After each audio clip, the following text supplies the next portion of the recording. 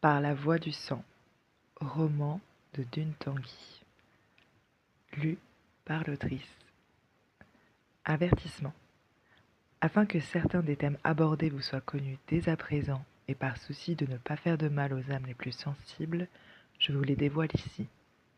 Dans cette histoire, vous trouverez des violences sexuelles, de la torture physique et psychologique, ainsi que de l'esclavagisme, des amours interdits et toxiques. Je vous enjoins, quoi qu'il arrive, à toujours différencier la réalité de la fiction et vous invite à faire preuve de discernement. Si vous vous lancez, je n'ai plus qu'à vous souhaiter la bienvenue dans mon univers et une bonne lecture. Dune. À celles et ceux qui croyaient aux princes et aux princesses et que la réalité a douloureusement rattrapé.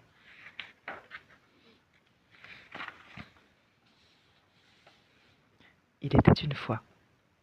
Votre Majesté, nous avons reçu des nouvelles de l'Est. Les rebelles ont attaqué un autre convoi. L'homme semblait peser chaque mot, comme si le simple fait de les prononcer les rendait plus dangereux.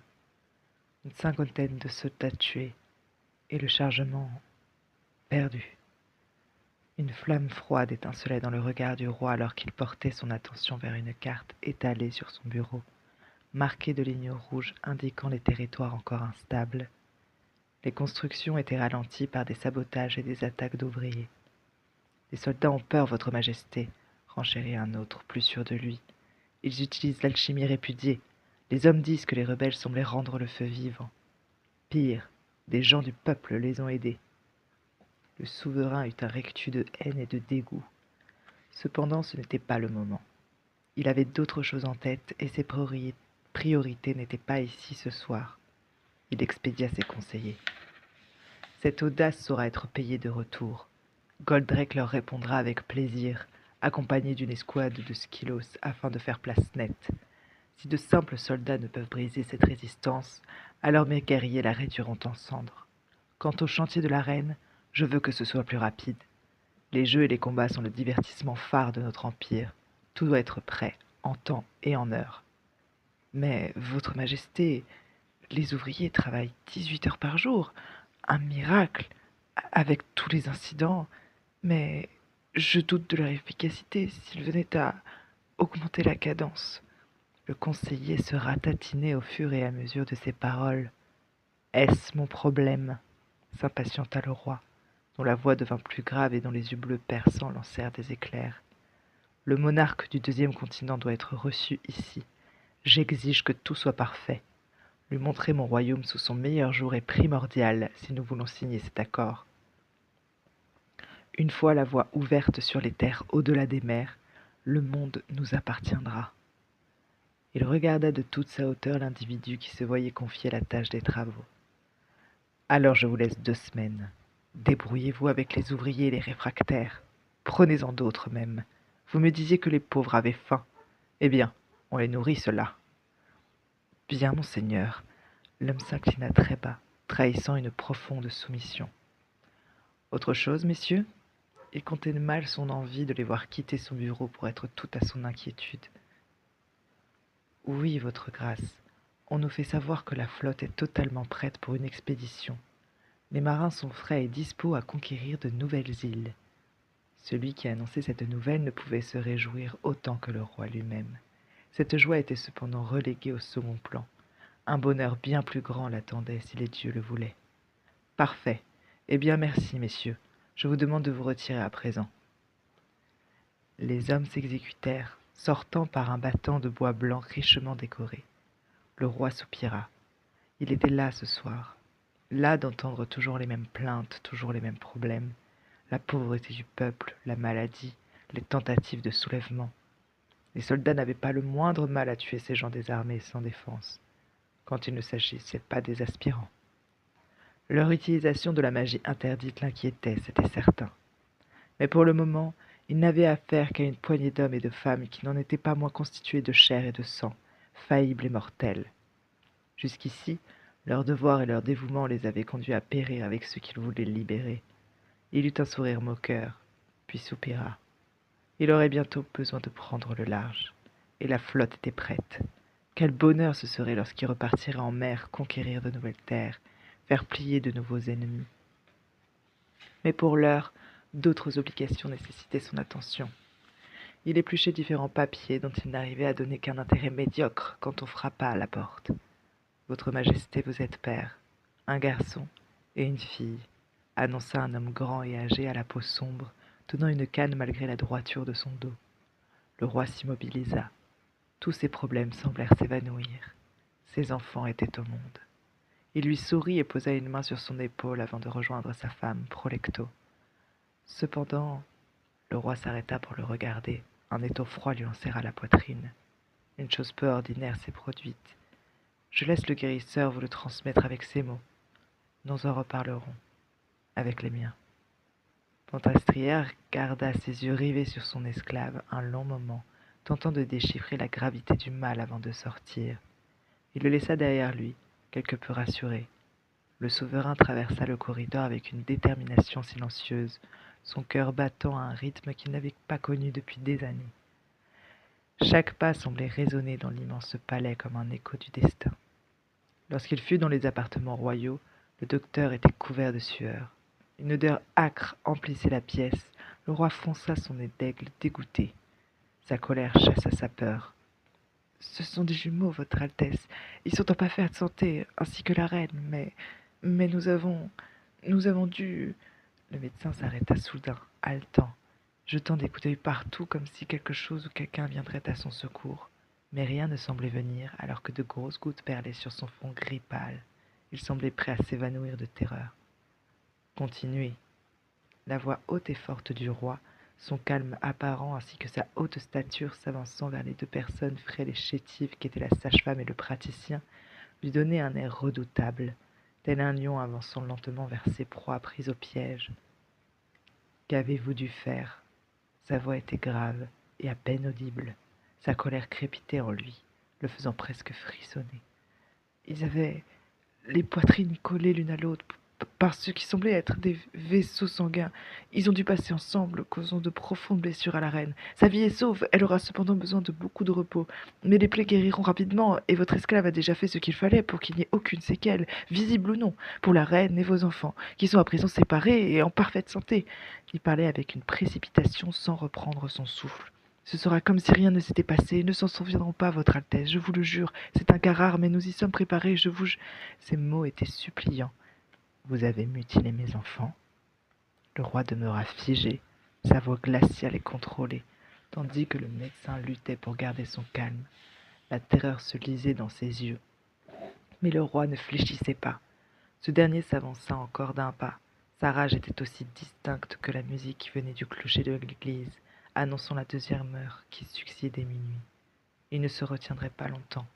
« Mais monseigneur, nous n'avions pas le choix, nous devions... » La sage-femme laissa échapper un hurlement alors que le visage du médecin se séparait en deux. Le roi tentait de respirer lentement, son épée goûtait sur le tapis de velours tandis que sa main tremblait. La sage-femme tomba, sanglotant sur le sol, s'essayant cependant à la discrétion pour ne pas subir le même sort que le vieux médecin. « Menez-moi à ma femme. » Elle ne se fit pas prier et se releva d'un bond en courant presque. Elle ouvrit la porte à deux battants en bois, richement décorés de fresques gravées, et d'or et d'argent, sur ce qui semblait être un boudoir mal éclairé, puis alla jusqu'à une nouvelle, entr'ouverte, dont elle ne franchit pas le seuil, attendant sur le côté, les yeux baissés et larmoyants. Le roi passa devant elle avant de refermer la porte derrière lui. Il entra dans une chambre plongée dans la pénombre, mis à part la faible lueur d'une unique chandelle, aux trois quarts fondue, sur un chandelier d'or dont les autres bougies s'étaient éteintes. Il approcha du grand lit à baldaquin où il pouvait voir la forme de sa femme. Il approcha du grand lit à baldaquin où il pouvait voir la forme du corps de sa femme sous les draps. Ses cheveux roux flamboyaient sous son oreiller blanc à la lumière du candélabre posé sur la table de chevet faite de verre et d'or. Il avança doucement pour ne pas la réveiller, et il vit alors deux petites choses roses et rousses, assoupies elles aussi. Les enfants étaient enveloppés dans des langes d'une blancheur éclatante, ornées de motifs tissés de fils d'or, et dormaient l'un à côté de l'autre dans un bras que leur mère avait plié autour d'eux pour leur faire un nid.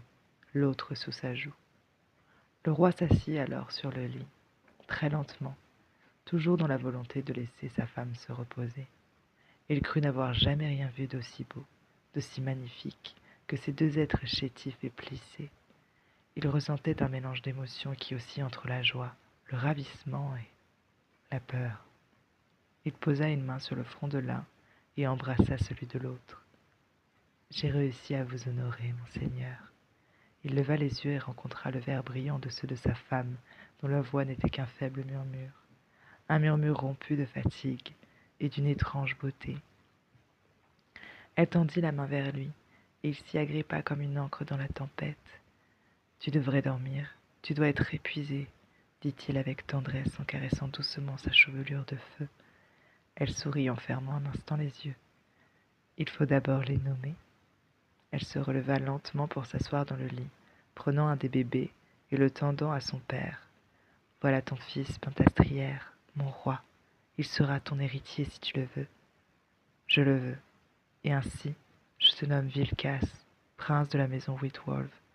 Que ton nom résonne dans l'histoire. » Prolecto frissonna et une larme roula sur sa joue blanche, alors qu'elle récupérait son fils pour le reposer tendrement sur le lit. Elle prit ensuite sa petite fille et la donna à son père. « Voilà ta fille, mon amour, le joyau de ton royaume, et ton héritière si tu le veux. »« Je le veux. » Les yeux du roi s'embuèrent en voyant ceux du petit être le fixer avec curiosité. « Et ainsi, je te nomme Rose, princesse de la maison Whitwall.